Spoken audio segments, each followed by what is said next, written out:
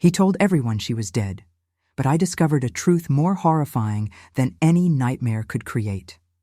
Good afternoon, my dears. I'm Zelda Harrington, 73 years old, and today I'm going to share with you a story that changed my life forever. Before I begin, if you're watching this video, please hit the like button and subscribe to the channel. It helps our community grow tremendously. And tell me in the comments where you're watching from. I love knowing my stories reach so many different places. It was 1972, and I was just 20 years old. America was going through difficult times, but I was young and full of dreams.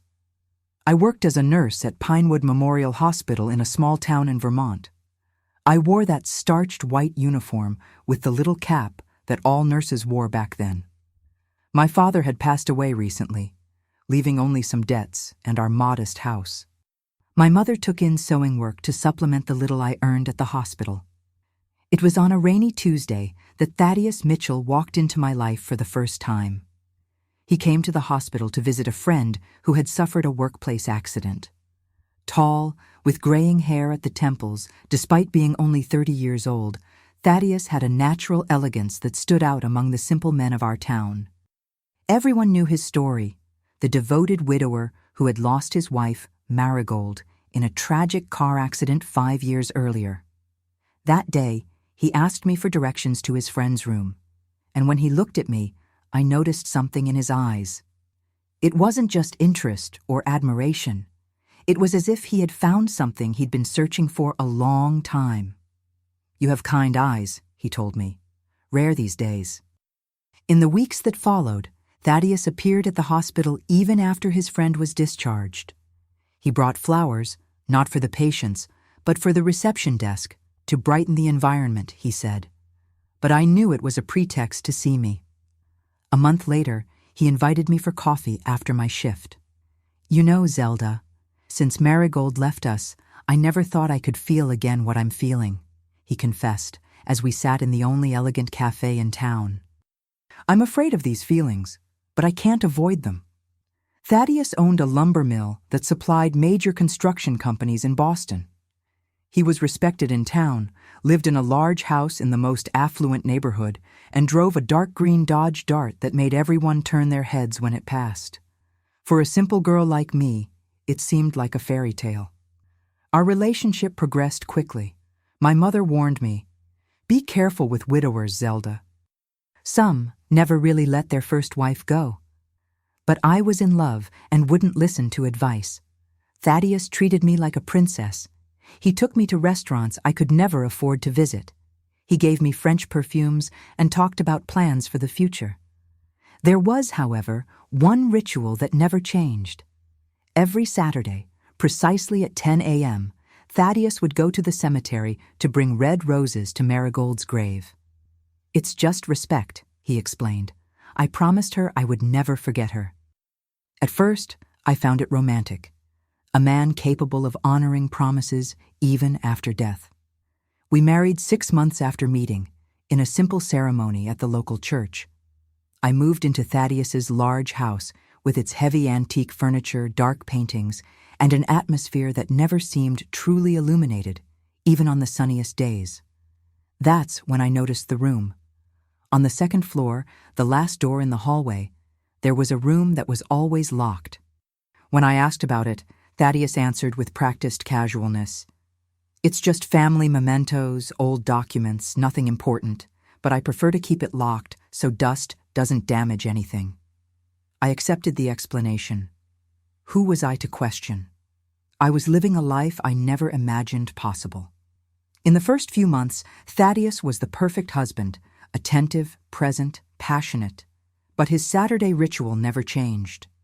Even on our first weekend as a married couple, at 10 a.m., there he was, leaving with his red roses. "Don't worry," I told myself. "With time, he'll move on. It's just gratitude." But time passed, and nothing changed. What began to intrigue me were the whispered comments that ceased when I entered a room. At church, at the market, even at the hospital where I continued working, I noticed pitying looks. Once, I clearly heard a woman tell her friend, "Poor thing, she'll never take Maragold's place." He'll never love anyone like he loved that woman. Thaddius spoke little about his first wife. I knew only that they had met when they were young, that she was from a traditional family from Boston, and that the accident happened when she was returning alone from visiting her parents. The car went off the road at a curve. There wasn't much left, he would say, always stopping the phrase at that point, as if the pain were unbearable even after so many years. On our first wedding anniversary, Thaddius gave me a pearl necklace. Maragold loved pearls, he commented, and immediately apologized when he saw my expression. It was the first time I felt I was living in the shadow of a ghost. As the months passed, I began to notice other disturbing details. Thaddius had frequent nightmares. He would wake up sweating, murmuring Maragold's name, sometimes begging for forgiveness. When I asked, he said he couldn't remember anything. There were also the phone calls. Once a month, always on the first Monday, Thaddius would receive a call that he answered in his study behind closed doors. When questioned, he said it was just lumber mill business, but I noticed how tense he became before these calls and how pensive he was afterward. It was in our second year of marriage that I became pregnant. I thought a child would change everything, that Thaddius would finally leave the past behind. He seemed genuinely happy with the news, made plans for the baby's room, even started talking about hiring a nanny. But the cemetery visits not only continued, but intensified. Now he would sometimes go on Wednesdays, too. "I want to tell her about the baby," he explained when I asked. Maragold always wanted to be a mother. It was during this time that I began having strange dreams. I would see a woman with long, dark hair with her back to me, whispering words I couldn't understand. She never showed her face, but I somehow knew it was Maragold. One day, while organizing Thaddius's closet, I found a small wooden box hidden beneath his shirts. Inside was a woman's wedding ring with an inscription, "Thaddius and Maragold, eternally, 1962. I noticed there was no end date engraved, just a hyphen, as if the story continued. Thaddius's behavior became more erratic as my pregnancy progressed. Sometimes I would catch him looking at my belly with an expression that wasn't joy, but something close to fear. On other occasions, he would lock himself in his study for hours, and I could hear him talking to himself. The neighbors, always willing to share gossip, began telling me stories about Maragold, that she was a beautiful woman, but nervous, that she had occasional crises, that Thaddius had protected her from everything and everyone. A devoted man, like few others, they said. He took care of her until the end, even when it became difficult. What did "when it became difficult" mean? No one elaborated. They changed the subject when I asked. It was as if there was an unspoken agreement not to talk too much about Maragold around me. In my 7th month of pregnancy, I woke up in the middle of the night and Thaddius wasn't in bed. I silently went downstairs and saw light under his study door. I didn't intend to spy, but I heard sobs. My husband was crying like a child, repeating Maragold's name like a litany. I returned to bed without making a sound, but I couldn't sleep. The next day, Thaddius announced he would need to travel on business for 3 days. It's an important opportunity for the lumber mill. I can't refuse. It would be the first time I would be alone in that big, silent house since we got married. And that's when I made a decision that would change my life forever. I would discover what was in the locked room. As soon as Thaddius left for his business trip that Friday, I felt the weight of silence fall over the house. During these 2 years of marriage, I had never been completely alone there. It was as if the walls kept secrets, as if the old portraits watched me, judging my presence in a place that never really seemed mine. I waited until nightfall. I remember it was raining heavily, one of those Vermont winter rains that seem endless. The tree branches scratched the windows like fingers trying to get in. With my 7 months of pregnancy, I slowly climbed the stairs, one hand on the railing, the other protecting my belly. The second-floor hallway seemed longer that night, the shadows denser, the air heavier. I stopped in front of the last door. How many times had I passed by there, imagining what might be stored on the other side? Thaddius always carried the key with him, but I knew that somewhere there would be a copy. After all, old houses like that always had spare key sets. I spent the afternoon discreetly searching through kitchen drawers, the dining room sideboard, even the pockets of his coats in the closet. It was in the drawer of his bedside table that I found a small leather case. Inside were several old keys, some already rusted by time. I took the whole set and returned to the hallway. The third key I tried fit perfectly in the lock. I turned it slowly, feeling each movement of the internal mechanism. When I heard the click of the door unlocking, my heart raced. For a moment, I hesitated. There was something forbidden, something intimate about that act. I was invading not just a room, but Thaddius's past, a past he had chosen to keep locked away from me. I pushed the door slowly, and the smell was the first thing I noticed. An odor of dried flowers, old perfume, and something more medicinal. I turned on the light and had to hold on to the doorknob to keep from falling. It wasn't a storage room for family mementos. It was a woman's bedroom preserved like a macabre museum. A perfectly made double bed with a white lace bedspread. A dressing table with perfume bottles, hairbrushes with dark strands still caught in them, jars of cream and makeup arranged as if their owner had just used them. On the walls, framed photographs of a younger Thaddius alongside a woman of disturbing beauty, black hair down to her waist, large dark eyes, an enigmatic smile. Maragold. I finally saw the face that haunted my dreams. I opened the wardrobe and found dresses hanging in order of color, all in the style of the 1960s, all looking new. Shoes lined up underneath, purses, hats, gloves. It was as if she could return at any moment to get dressed.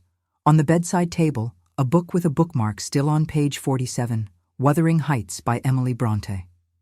Next to it, a half-full glass of water. My God, was it possible that Thaddius had kept even a glass of water all these years? That's when I noticed the desk in the corner of the room. On it was a brown leather-bound journal. My hands trembled as I opened it. The first pages contained the elegant handwriting of a woman, entries dated 1961 and 1962, talking about the beginning of her relationship with Thaddius, their marriage, plans for the future. There was happiness in those lines, but also something disturbing. References to bad days, darkness, and storms in the head. Starting in 1963, the handwriting changed. These were no longer Maragold's notes, but Thaddius's. He had continued her diary as a one-sided conversation with his absent wife. The first entries spoke of longing, of pain from the loss. Then something strange began to emerge. Visited her today. The doctors say there's no improvement. I can't bear to see her like this, so different from my Maragold. But what could I do? The episodes were getting worse. She could have hurt someone, could have hurt herself. Sometimes I wonder if I made the right decision. But then I remember the fire, how I found her with the matches still in her hand, looking at the burning curtains as if they were the most beautiful thing in the world. I sat on the bed, unable to process what I was reading. The next entry was even more disturbing. Dr. Mendoza suggested more intensive treatments, electroshock, he calls it. He says it has good results in cases like hers, but how can I authorize something like that? She already seems so fragile, so lost, and yet what can I do? I have no choice. The diagnosis is clear. Paranoid schizophrenia, they said. My Maragold, my delicate flower, condemned to a fragmented spirit. I turned the pages, increasingly horrified. Thaddius's entries detailed visits to a psychiatric institution, experimental treatments, the gradual deterioration of Maragold's mental health. And then, in 1967, the entry that changed everything. I did what needed to be done. Dr. Mendoza agreed it would be better for everyone. A car accident, we said, the body unrecognizable, immediate cremation at the family's request. Everyone believed it. It was necessary. People were already starting to ask questions, to speculate, and I could no longer bear the pitying looks, the questions about my wife's fragile health. Now, Maragold can rest in peace at Pinewood Psychiatric, away from curious eyes, receiving the treatment she needs. And I can just be the devoted widower, preserving her memory without the complications of the truth. It's better this way for everyone. Pinewood Psychiatric. The Pinewood Psychiatric Institute was 80 miles from our town, isolated in a rural area. It was a feared place, one of those old asylums where patients entered but rarely left. I continued reading, trembling more and more. The following entries detailed how Thaddius had faked Maragold's death, how he had bribed doctors to falsify certificates, how he had spread the story of the tragic accident, all to hide the truth. His wife wasn't dead. She had been institutionalized in a psychiatric facility for 5 years when he met me. All this time, while he was courting me, while he was marrying me, while he was planting a new life in my womb, Maragold was alive, locked behind white walls, subjected to treatments that made my stomach turn just reading the descriptions. The weekly visits to the cemetery were just a facade. The grave was empty. The flowers never reached any decomposing body, because there was no body to honor. And the monthly phone calls, now it made sense. They were from Dr. Mendoza, updating Thaddius on his special patient. The most recent entries showed a man divided between 2 lives. He spoke of me with genuine affection, of the hope the baby brought, but also of overwhelming guilt, of nightmares where Maragold accused him of betrayal, of abandonment. The last entry was from just 3 days ago. Dr. Mendoza called today. The new medication isn't working. Maragold had another violent episode. She attacked a nurse. They had to sedate her again. 15 years in that place, and no real improvement. Sometimes I think about telling Zelda the truth. She has a good heart. Maybe she would understand. But how to explain such a lie? How to justify that I married her while my wife still lives? It's too late for truths. I will continue as always. I will visit the empty grave on Saturday. I will bring the red roses that Maragold loved so much, and then I will go to Pinewood to see her, even though she hasn't recognized me for years. It is my burden to carry my cross. I promised in sickness and in health, and I will fulfill it until the end, even if it means living this endless lie. I closed the diary and looked around the room once more. It wasn't a sanctuary of memories. It was a museum of lies, each preserved object, each smiling photograph, all part of an elaborate farce. I slid my hand over the lace bedspread, feeling the texture under my fingers. I opened the dresser drawers, finding delicate lingerie, love letters yellowed with time, jewelry boxes containing pearls, earrings, brooches, a woman's entire life frozen in time. I sat at the dressing table and looked at my reflection in the oval mirror. For a moment, I had the strange sensation that it wasn't my face I was seeing, but hers. I picked up one of the brushes, observing the long black strands still caught between the bristles. Hair from a woman everyone believed to be dead. Hair from a woman who at that very moment was breathing, existing, suffering. At the bottom of the desk drawer, I found more documents. The falsified death certificate, receipts for monthly payments to Pinewood Institute, always in cash, always substantial amounts, and a thin folder containing medical diagnoses, prescriptions, incident reports. The most recent folder contained a photograph. I barely recognized the woman from the other photos in the room. This Maragold was too thin, her face hollow, her eyes dull, her once luxuriant hair now thin and lifeless. The date in the corner of the photo, January 1972, just 2 months before I met Thaddius. I carefully put everything back in its place. I locked the door as I left. I returned to our bedroom, no, Thaddius's and my room, never really ours, and lay on the bed, eyes open, staring at the ceiling, one hand on my belly where our daughter moved, oblivious to the nightmare I had just discovered. What would I do with such knowledge? Confront Thaddius? Report him to the authorities? Pretend I never discovered the truth? My head spun with possibilities, none without devastating consequences. One thing I knew for certain. On Saturday, Thaddius would not go to the cemetery alone. I would follow him and then follow him to Pinewood Institute. I needed to see with my own eyes. I needed to meet the woman who was technically still the legitimate wife of the man I had married. The woman whose place I had unknowingly usurped. I closed my eyes, but sleep didn't come. The image of Maragold, the real one, the living one, the prisoner, wouldn't leave my mind. And for the first time since I met Thaddius, I felt real fear of the man who slept beside me every night, of the man who was capable of burying a living wife in oblivion and building a new life on this foundation of lies. I didn't sleep that night. How could I? The truth weighed on me like a tombstone. Ironically, a tombstone more real than the one Thaddius had faithfully visited for years. When morning came, I made coffee and sat at the kitchen table, trying to appear normal to Mrs. Peterson, our housekeeper who came 3 times a week. She noticed my paleness. "You don't look well, ma'am. Is the baby giving you trouble?" she asked, placing another cup of coffee in front of me. "I just didn't sleep well, Mrs. Peterson. Dr. Oliver said it's normal during pregnancy."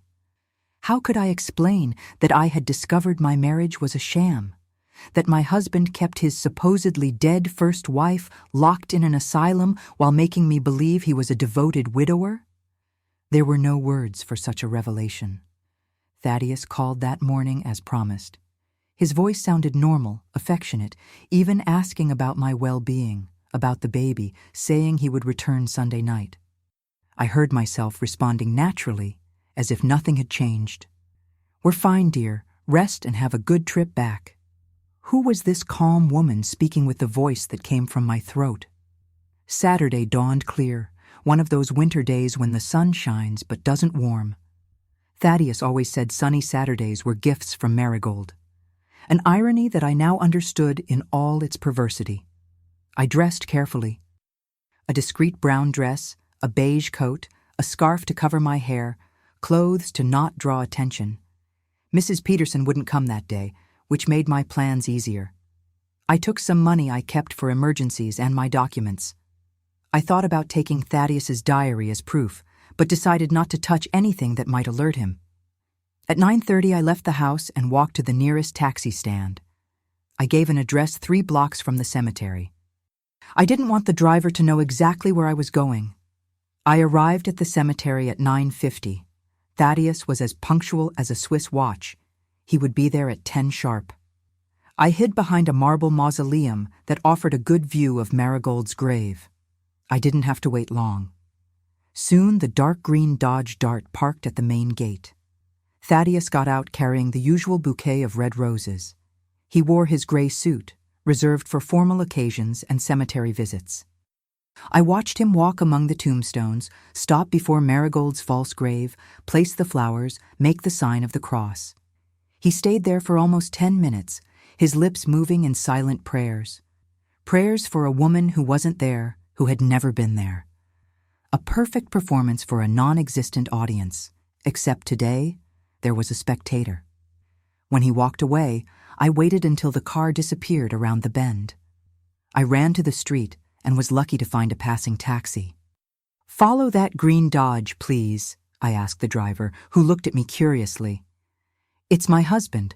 I'm preparing a surprise for our anniversary and need to know where he's going to buy my present," I lied, with an ease that scared me. The driver smiled, complicit in what he believed to be an innocent game between husband and wife. If he knew the true nature of the game unfolding. Thaddius didn't head for home or downtown. He took the state highway, heading west. We followed at a safe distance, my heart beating harder as the miles passed. After almost an hour, the Dodge turned onto a secondary dirt road. A faded sign indicated, "Pinewood Psychiatric Institute, 3 miles. I asked the driver to stop. "I think I've discovered the surprise," I smiled tensely. "Can you wait for me here? I'll pay double the fare." He agreed, turning on the radio and leaning back in his seat. I got out and followed the dirt road on foot, keeping to the edge where trees offered some protection from the road. The pregnancy made walking more difficult, but adrenaline propelled me forward. After about 15 minutes, I spotted the Institute's gates. It was a complex of old buildings, colonial in style, surrounded by high walls with barbed wire on top. It looked more like a prison than a hospital. I saw Thaddius's car parked with a few other vehicles near the main entrance. How to enter without being seen? I circled the wall until I found a part less visible from the main buildings. There, the vegetation grew taller next to the wall. There was a tree whose branches extended inside the property. Under other circumstances, I would never have tried to climb a tree being 7 months pregnant. But nothing about this situation was normal. Carefully, I climbed the lower branches, ignoring the scratches on my arms and the dress tearing in places.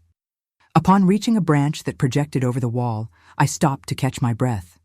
From there I had a partial view of an inner courtyard where some patients, or were they prisoners, walked slowly, some alone, others supported by nurses in white uniforms. I descended the other side with even more care, grateful for the relatively low height of the wall at that point. My feet touched the soil of Pinewood Institute, and a chill ran down my spine. I was inside. I kept close to the walls, avoiding open areas. The complex was larger than it seemed, with several interconnected buildings. Through the windows, I could see long corridors, closed doors, occasionally a nurse or doctor passing by hurriedly. The smell was what impressed me most, a mixture of disinfectant, institutional food, and something else, something I can only describe as despair. In a more remote area, I spotted a smaller building, separate from the others. It had only one entrance guarded by a man in a gray uniform. As I watched, I saw Thaddius approach, greet the guard with familiarity, and enter. How could I approach that building without being detected? The answer came in the form of a young nurse who was leaving one of the main buildings carrying a pile of towels.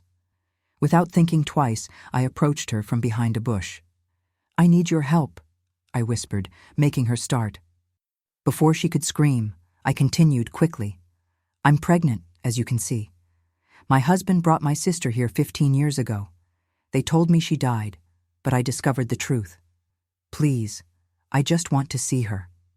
The nurse, who couldn't have been more than 20 years old, looked at me with wide eyes. "Ma'am, I can't. I'll lose my job." "Please," I insisted, placing my hand on my belly. "I'm doing this for my daughter, who has the right to know her aunt. I won't cause any problems. I just need to see her once." Something in my desperation must have touched the young woman. She hesitated, then sighed. "Who is your sister?" "Maragold. Maragold Mitchell." Her eyes widened even more. "The special patient, the one in Pavilion C." She looked around nervously. "No one can enter there without Dr. Mendoza's authorization, not even us regular nurses." "Please," I repeated, "I just need to see her for a moment." After a long hesitation, the nurse nodded. "Come with me, but if we're caught, I'll deny I helped you." She led me along a path between bushes to the back of Pavilion C. There was a service door used for supply deliveries. "I can only let you in. I can't accompany you. Mr. Mitchell usually stays for an hour." "You have until then." With trembling hands, she unlocked the door. "Third room on the right in the hallway. There's a small window in the door. You can look through there, but do not enter the room for God's sake." I thanked her and entered. The hallway was poorly lit, with yellowish lamps that occasionally flickered. The smell of medications was stronger here, mixed with something I recognized from my days at the hospital. The odor of human bodies kept in confinement for a long time. I walked silently to the third room. The small window in the door was covered from the inside with a thin fabric, but I could distinguish shapes through it. I brought my eye to the opening. What I saw will be forever etched in my memory. The room was small, with padded walls. A narrow bed was fixed to the floor, and on it, sitting with her back against the wall, was a woman. She was no longer the beauty from the photographs. Her body was skeletal, her once luxuriant hair cut irregularly very short. She wore a hospital gown, faded from countless washings. But what impressed me most were her eyes. Large, dark, completely empty of expression.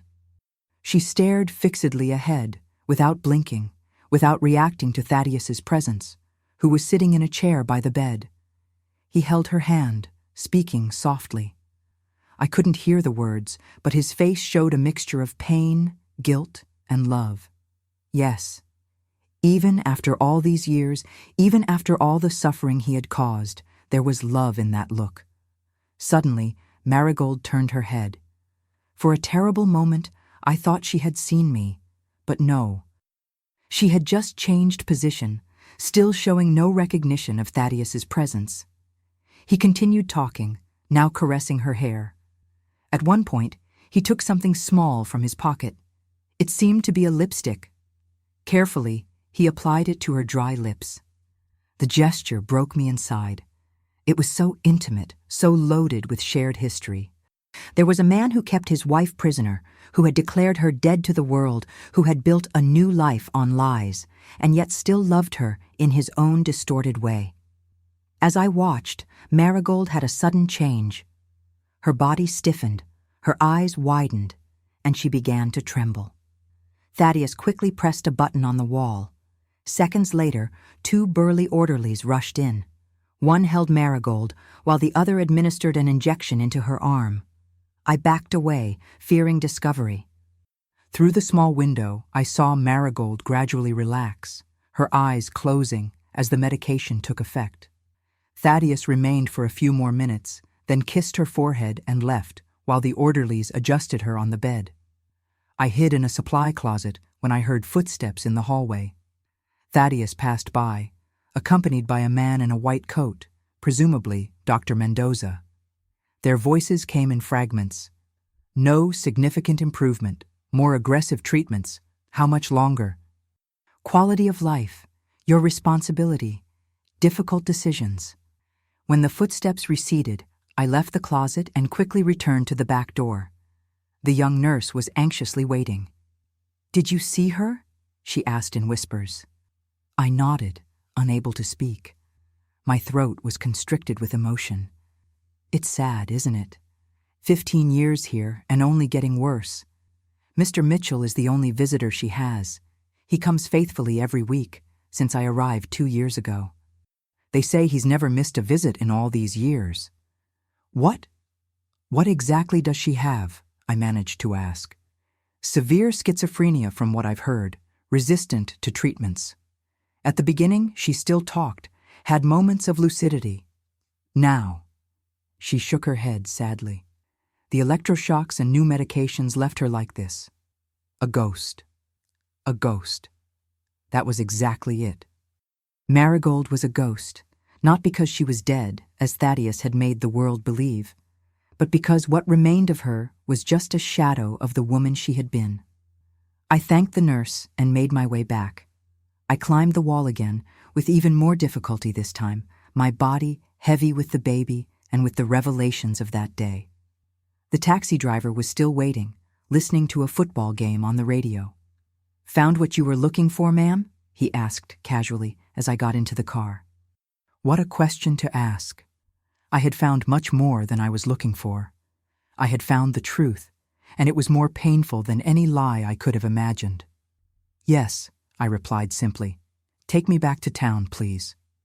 During the entire journey, I remained silent, looking out the window without really seeing the landscape. My mind was occupied with what I had witnessed, with impossible decisions, with the weight of knowledge. Thaddius hadn't killed Maragold. In some ways, what he had done was worse. He had kept her in limbo, preserved like a relic, visited as a sacred obligation while building a parallel life with me, with our baby on the way. It was monstrous, and at the same time, there was something deeply tragic in it all. When the taxi dropped me off near our house, no, Thaddius's house, never really mine, I had already made my decision. I couldn't continue living that lie. I couldn't pretend I didn't know. I couldn't allow my daughter to be born and grow up on a foundation of falsehoods. I entered the house, went directly to our bedroom, and began packing a suitcase with my essential things: clothes, documents, what little money I had. I could go to my mother's house temporarily while deciding the next steps. But then, looking at the bed I shared with Thaddius, at the furniture we had chosen together, at the crib already assembled in the room next door waiting for our daughter, something inside me changed. A cold anger began to replace the initial shock. Why should I be the one to leave? Why should I give up everything when I was the victim in this whole story? Thaddius was the liar, the manipulator. It was he who should face the consequences of his actions. I put the suitcase at the bottom of the closet and sat on the edge of the bed. I would wait for him, confront the truth face to face, and then I would do what needed to be done. Thaddius arrived Sunday night, as promised. I heard the Dodge Dart engine turning off in the garage, the familiar footsteps in the entrance hall, the tinkling of keys being placed on the small hallway table. Sitting in the living room armchair in the dark, I waited as he called my name. "Zelda, I'm home, dear." "Where are you?" I turned on the lamp beside me. The dim light illuminated my face, leaving the rest of the room in shadows. Thaddius stopped at the door, surprised to find me like this, sitting in the dark. "What's wrong? Are you feeling well?" There was genuine concern in his voice. How did he manage it? How could he sound so sincere while living such an elaborate lie? "The grave is empty, Thaddius." 5 words, 5 simple words that changed everything. I saw the blood drain from his face, his eyes widen in shock, then narrow in understanding. I didn't need to say anything else. He knew exactly what I meant. "Zelda, I can explain." His voice trembled slightly, his hands moving in nervous gestures. "Explain what? That your wife isn't dead? That you've kept her locked in an asylum for 15 years? That our entire life together is built on a lie?" He closed his eyes briefly, as if absorbing a physical blow. When he reopened them, there was a mixture of resignation and relief in his gaze, the relief of someone who has carried a heavy secret for so long and is finally discovered. "How? How did you find out?" he asked, collapsing onto the sofa in front of my armchair. "The locked room, your diary. And yesterday I followed you to the Institute." Thaddius covered his face with his hands. We sat in silence for a long minute.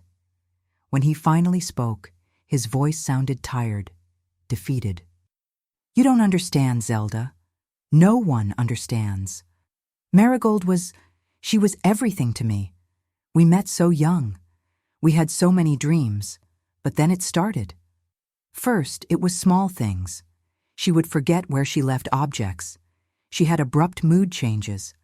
I thought it was just nervousness. Her father was strict, demanding. She always wanted to please him. He stood up, walked to the bar, and poured himself a whiskey. He didn't offer me one. He knew I didn't drink, especially during pregnancy. Small details of intimacy that made everything even more painful. The episodes got worse. She began having delusions. She thought people were persecuting her, that they wanted to take her away from me.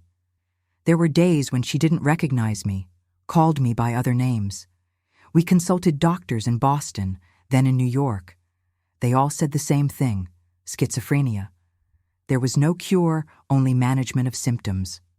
He took a long sip of his drink, his hands still trembling slightly.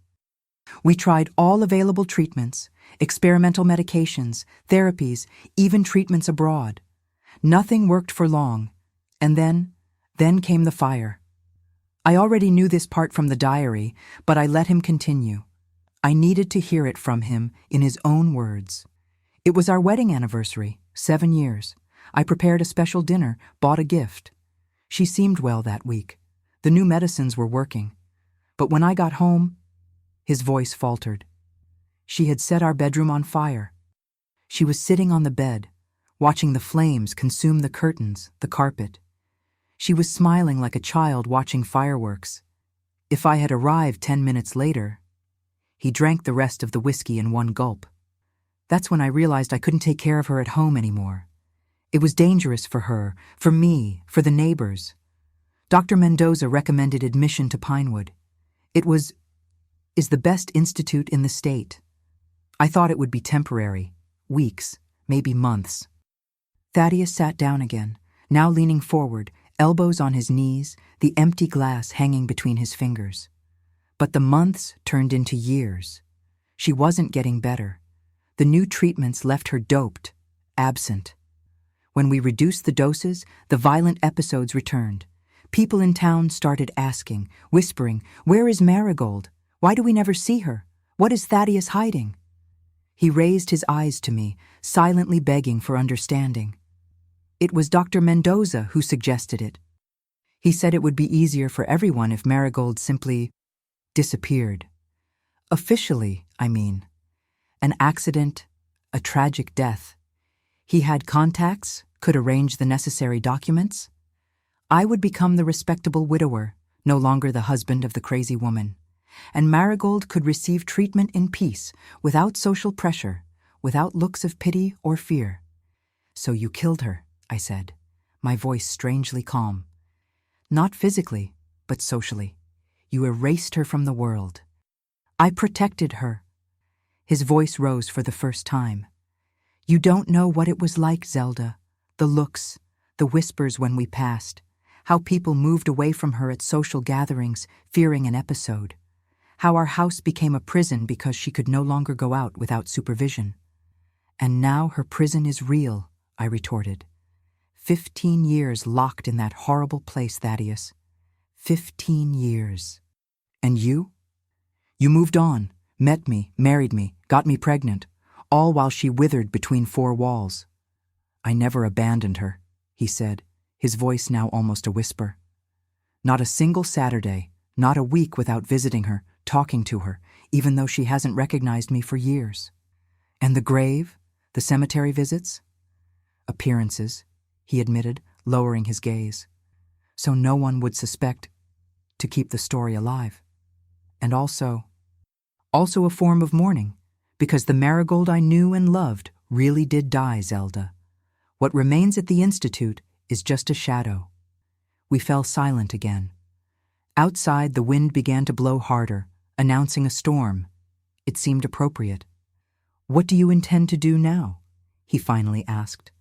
It was the question I had been asking myself since I discovered the truth. What to do with such knowledge? What to do with the shattered remains of what I believed was my life? "I'm going to report you, Thaddius, to the police, to the medical authorities. What you did is a crime, document forgery, fraud, maybe even false imprisonment." He nodded slowly, as if already expecting this. "They'll put her in a public institution, you know. Pinewood is expensive, but it's the best place for her.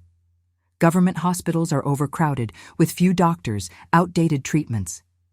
"Are you trying to manipulate me? Make me feel guilty for wanting justice?" "I'm just stating facts, Zelda. You're a nurse. You know the reality of our public hospitals. Think about what would be best for Maragold. Don't you dare." I stood up, anger finally breaking through my facade of calm. "Don't you dare use your love for her as justification. If you really loved her, you wouldn't have built another family while she still breathes." I saw something change in his eyes then. A hardening, a dangerous gleam I had never noticed before. "And our baby, Zelda? Have you thought about what will happen when this story comes out? The scandal? How our daughter will grow up knowing her father is a criminal? How will you support a child alone without my financial support?" It was so predictable. The resort to emotional blackmail, practical concerns, guilt. Typical of someone accustomed to manipulating, to controlling narratives. "I'd rather raise my daughter alone in poverty than in a house built on lies," I responded firmly. "I'd rather she know her mother had the courage to face the truth, no matter how painful it was." I walked to the phone on the side table. "I'm going to call the police now."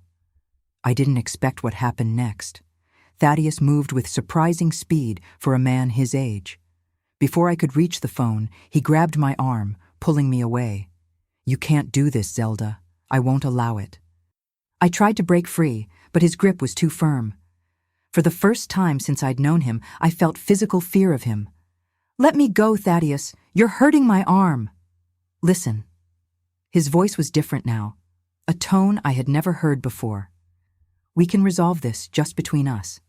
No one needs to know. I can explain everything, make you understand. We have a life together, a baby on the way. Let me go." I struggled harder, panic growing. At that moment, the man in front of me was a stranger, not the gentle, attentive Thaddius I had known. This was someone capable of elaborate lies, of manipulation, perhaps even of, "I won't let you destroy everything I've built, everything I've sacrificed." His voice rose, his face contorted into a mask of anger and desperation. I managed to break free with a violent pull, but in doing so, I lost my balance. I felt my body fall backward, my arms flailing for support they didn't find. My head hit the corner of the coffee table with a horrible, hollow sound. The pain was immediate, overwhelming. I felt a warm liquid running down my scalp. My vision darkened at the edges. The last thing I saw was Thaddius's face, transformed by horror as he realized what had just happened. Then, darkness. When I woke up, I was in a hospital room. The white, sterile light, the constant beeping of monitors, the smell of disinfectant, all familiar to me who had worked in that environment for so long. But now I was on the other side, a patient. I tried to move, and a sharp pain in my head made me groan. Immediately, a nurse appeared at my side. "Stay still, Mrs. Mitchell. You've suffered a serious head trauma." "My baby," was the first thing I could say. My hand instinctively seeking my belly, but something was wrong. It was smaller, flabbier. The nurse's face contracted in compassion. She didn't need to say anything. I understood immediately. "I'm sorry," she said anyway. "We did everything we could, but the fall, the trauma." I closed my eyes, tears silently flowing. My daughter, my little one who would never get to know the world, another victim of Thaddius's lies. "Where is my husband?" I asked, my voice hoarse. The nurse hesitated. "Mr. Mitchell is at the police station, ma'am. He's been detained." Detained? Then someone else knew. Someone besides me knew the truth. "It was he himself who called the ambulance," continued the nurse. "He was in a panic when we arrived. He confessed everything to the doctor on duty, about the argument, the fall, and also about the first wife. So that was it. The castle of lies was finally crumbling. In a way, there was poetic justice in it all. The truth I had discovered and planned to reveal came to light anyway, through Thaddius's own desperate actions. "The police want to speak with you as soon as you're able," the nurse informed me. "But don't worry about that now. You need to rest and recover." Recover? How could I recover from such loss, from such deception? From the death of my daughter who never got to breathe? In the days that followed, I learned the details through the police officers who came to take my statement. Thaddius had confessed everything: Maragold's fake death, the forged documents, the agreement with Dr. Mendoza, and also how he had tried to prevent me from reporting him, how he had lost control, how my fall had been accidental, but a direct result of his actions. Dr. Mendoza had also been arrested. Pinewood Institute underwent a complete investigation, revealing deplorable conditions and questionable treatments in several wards. Maragold, along with other patients, was transferred to a university hospital in Boston, where she would receive more humane and appropriate treatment. As for me, after 2 weeks in the hospital, I received a physical discharge, but not an emotional one. I returned to my mother's house, carrying not only the scar on my head, but much deeper wounds in my soul. The case made the newspapers, of course. "Businessman keeps dead wife in asylum for 15 years, the headline said. The whole town talked about it. I, who had once been envied for having won the coveted widower, was now the object of pity and malicious gossip. She didn't know. How didn't she notice? There must have been signs. Thaddius's trial took place 6 months later. The courtroom was packed every day, not just with journalists and curious onlookers, but with people who knew our story, who had believed in the devoted widower's farce as much as I had. I saw familiar faces in the rows, neighbors, colleagues from the hospital, even Mrs. Peterson, our former housekeeper, who cried silently in a corner. I sat in the front row beside my mother. I had lost so much weight that my old dresses seemed to belong to another woman. In a way, it was true. The confident, love-struck Zelda had died along with my daughter on that fateful night. Thaddius seemed equally transformed. The elegant, controlled man I knew was now haggard, with deep circles under his eyes and hair that had turned almost completely white in the few months of preventive detention. Our gazes met only once during the entire process. I saw in him a mixture of remorse, shame, and something else: relief. The relief of someone who can finally stop pretending. 15 years of deliberate fraud, thundered the prosecutor in his final accusation. 15 years keeping a vulnerable woman isolated from society under false pretenses. And when the truth threatened to come out, the defendant reacted with violence, causing not only serious injuries to his second wife, but also the death of the baby she was carrying. Thaddius's lawyer tried to build a defense based on my ex-husband's dedication. My client never abandoned his first wife. He faithfully visited her for 15 years, ensuring she received the best available treatment. His actions, though technically illegal, were motivated by genuine love and concern. Love. How that word could be distorted, stretched until it completely lost its original meaning. What kind of love locks a person away from the world, denies their existence, builds a parallel life on their forced absence? Dr. Mendoza, in exchange for a reduced sentence, testified against Thaddius, revealing sordid details of the agreement they had maintained for years. Mr. Mitchell paid 3 times the normal rate for Mrs. Maragold's hospitalization, he explained to the court. In return, we guaranteed absolute discretion and exclusive treatments. When conventional medications stopped working, we resorted to more intensive therapies. The word intensive hung in the air like a miasma. Everyone knew what it meant: electroshock, physical restraint, experimental drugs, treatments that, as I later discovered through the seized medical records, had significantly contributed to Maragold's mental deterioration. During the trial, a forensic psychiatrist presented his report on Maragold's current state. The patient suffers from severe schizophrenia, aggravated by years of institutionalization and inadequate treatments. Her current condition is irreversible. She lives in an almost catatonic state, with brief periods of extreme agitation. She does not recognize family members or caregivers, cannot perform basic tasks without assistance, and her verbal communication is practically non-existent. The sentence came after 2 weeks of testimonies: 12 years in prison for Thaddius for document forgery, fraud, conspiracy, and involuntary manslaughter of our unborn daughter. Dr. Mendoza received 8 years.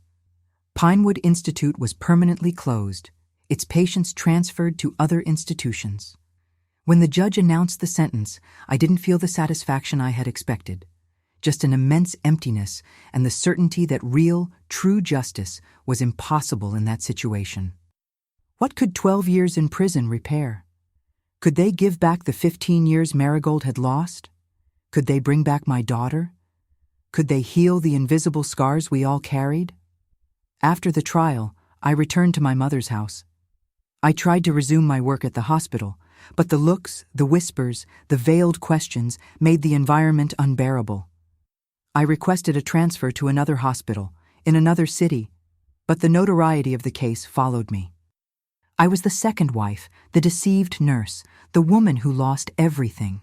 Labels that defined me in the eyes of others, erasing who I really was. It was during this dark period that I made a decision that would change my life.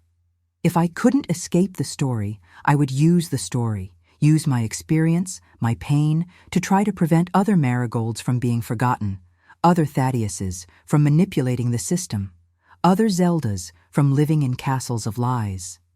In 1974, a year after the trial, I enrolled in the psychology program at university.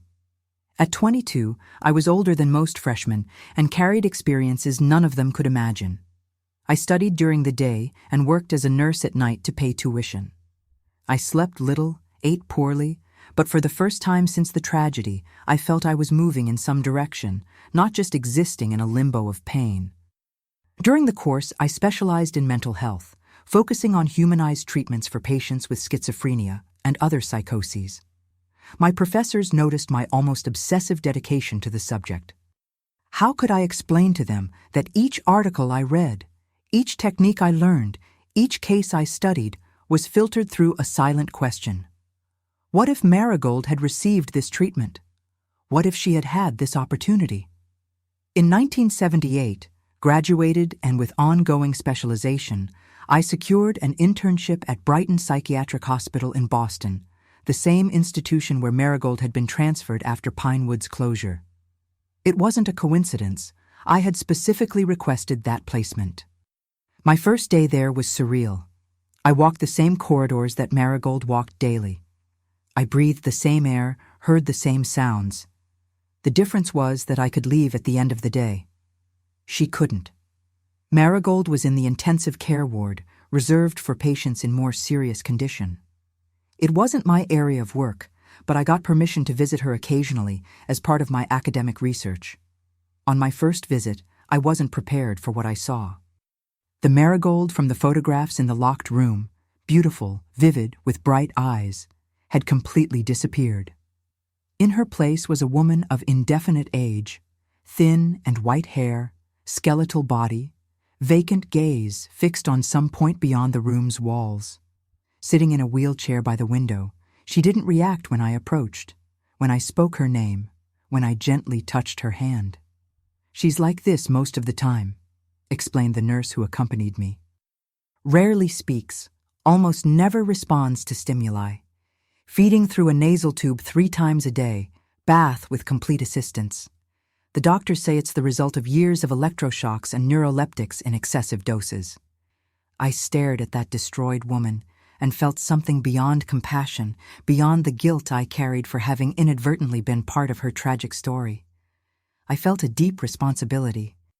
If I couldn't save her, and the doctors were unanimous that her state was irreversible, I could at least ensure that her final years were dignified.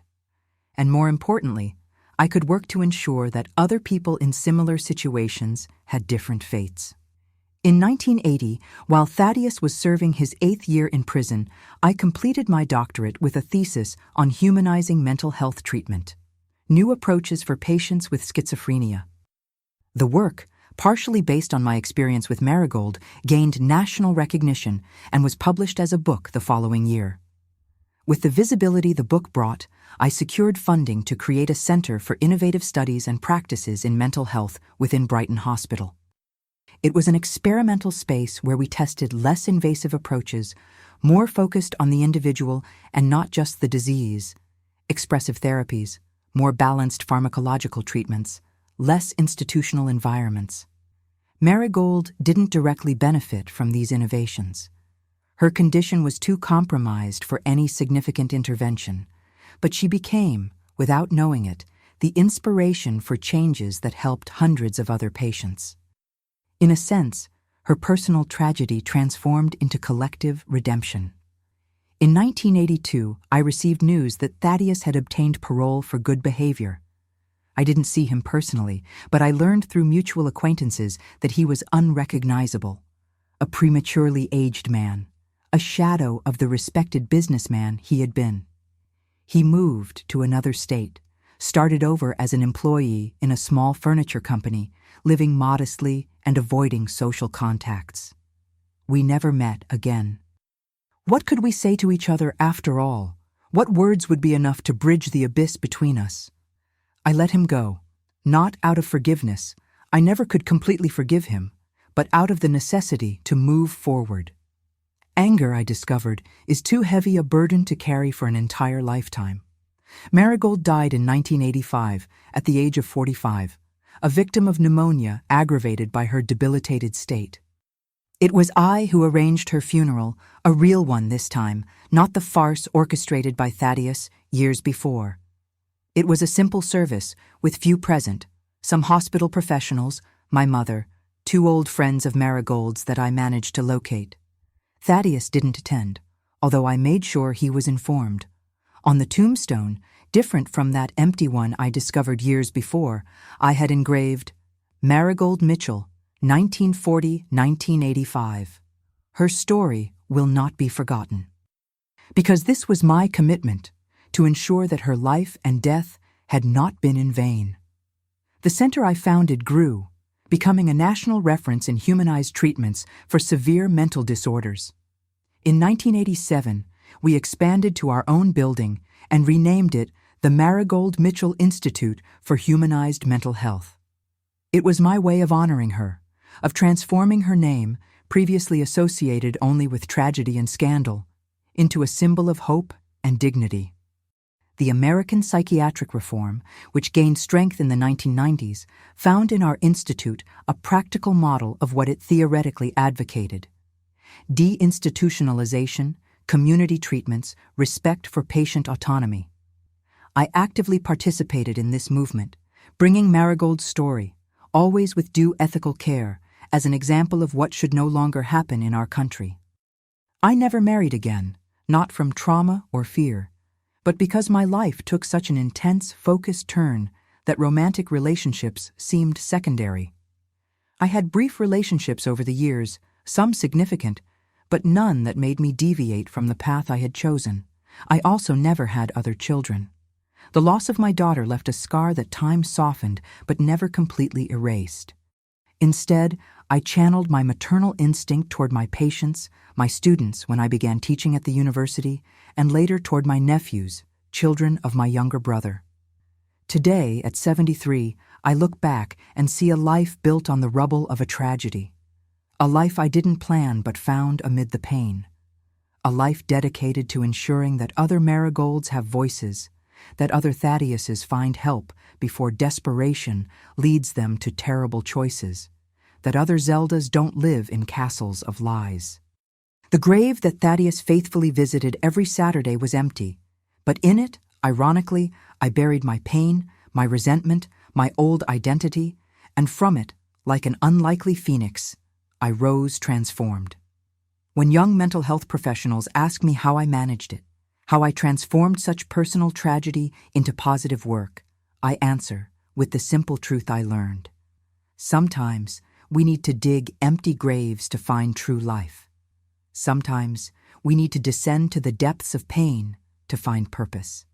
Sometimes the greatest lies can, paradoxically, lead us to the most important truths. Every Saturday, I still visit Maragold's grave. I don't bring red roses as Thaddius did in his macabre charade, but sunflowers, symbols of light, of life that persistently turns toward the sun, even on the darkest days.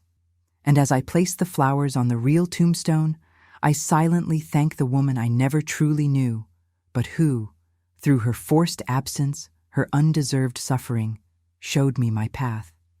This is my story, a story of deception, of pain, of loss, but also a story of rebirth, of purpose found in the ashes of destruction. If it touches your heart, if it makes you look with more humanity at those suffering from mental disorders, if it inspires even a small positive change in your life or someone close to you, then the empty grave I dug so many years ago will have finally fulfilled its deepest purpose, bringing life where there was only disguised death. Please don't forget to like and subscribe to the channel. Thank you.